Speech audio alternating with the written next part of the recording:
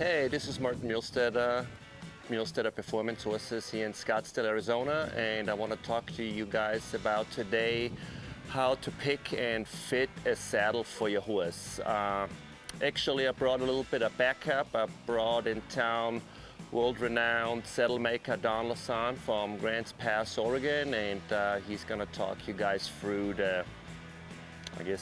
all the points, what is important, not. So I want to pass it on to Don, and he can show us and tell us all about it. Well, Martin, as you just mentioned, the most important thing about a saddle is really how it fits a horse. And of course, we want it to fit the rider so the rider can stay in balance. But it's so important how the saddle fits the horse. And it's important for people to understand what really rides on the back of the horse is this part of the saddle, which is referred to as the bar. You will notice that it's narrower in the front than it is in the back, just like the horse is shaped here. And when we talk about performance saddles, we want the bar to be a little straighter than you would have if you were just riding a horse on the trail. And the reason for that is because when the horse is doing any kind of maneuver, whether it's a reiner, a cutter, a rein cow horse, the horse is always going to be rounder than he is when he's just in his relaxed state. And that's why when you see people attempting to fit a saddle, when the horse is tied to a hitching rail, the horse is standing somewhat like this. And you can see the shape of the horse's back. When this horse is working, his back is going to get rounder and rounder and rounder. His feet are going to get closer together, and he's going to be collected. And that's where we want to make this horse comfortable, because we do not want to be punishing him when he brings his back up. So that is a really important thing, and that is referred to. The shape of the bar like this is what we call the rock. And of course, the width of the bar, or the angle, is the angle of the bar as it is like this. So one of the things I'm asked most often is, well, how wide is the gullet in your tree? The gullet being this part right here.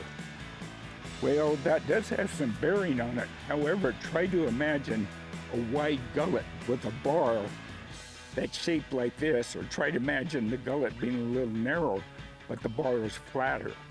This is going to fit the wider horse, even though the gullet width is smaller.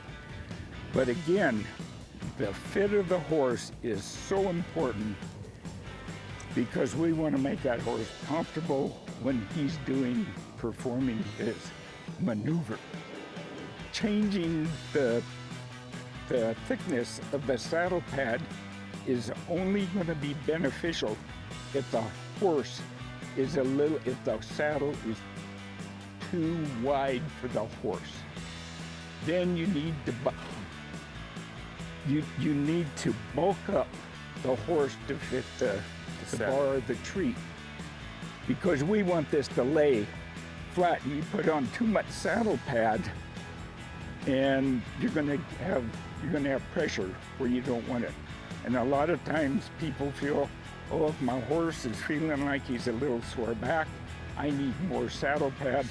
And in so many cases, they need less saddle pad. But if a saddle fits properly,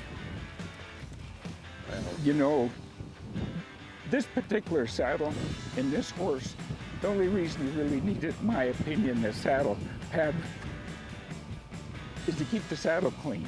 This saddle is going to ride this horse just fine without this pad even, let alone one that's 1.5 inches, 2 inches thick. Anyway, let's saddle this thing up.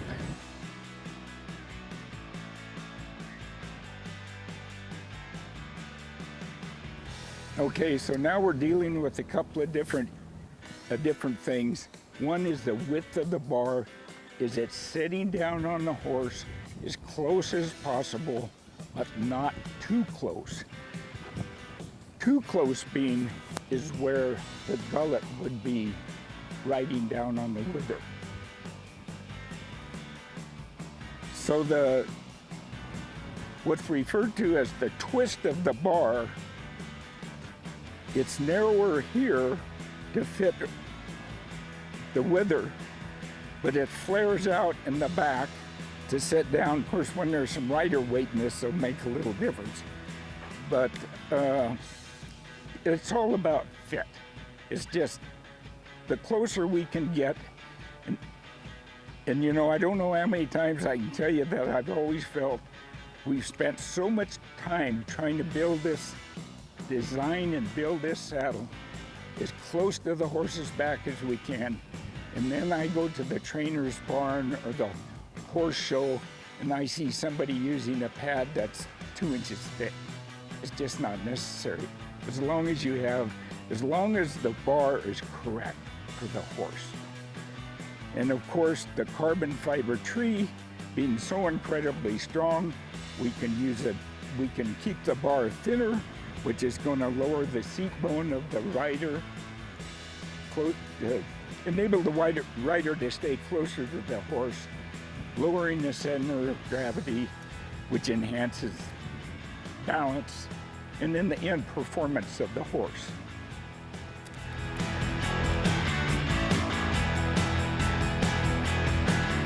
All right, hi, I'm Frank Costantini. I'm here this afternoon with Amanda Lester and Chloe Lawrence.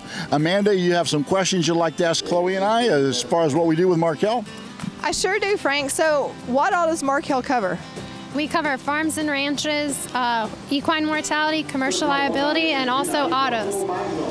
And Frank, what's so important about Markel? Well, we provide service. You know, it's a 24-hour claim service anytime, day or night. If you can't get a hold of a Markel representative on our toll-free number, you know, as I tell people, you know, Chloe keeps her phone by her bedside all the time, and you know, unless I'm on a plane, my phone is on. So we've got about 24-hour service, and I think that's very important because horse people, as you know, have difficulty keeping a schedule, and what most people would consider the norm, horse people don't. It's just whatever the particular animal needs, and we'd like to offer the fact that we're available whenever they need us. You know, horses don't know if it's Christmas, Easter, or the 4th of July.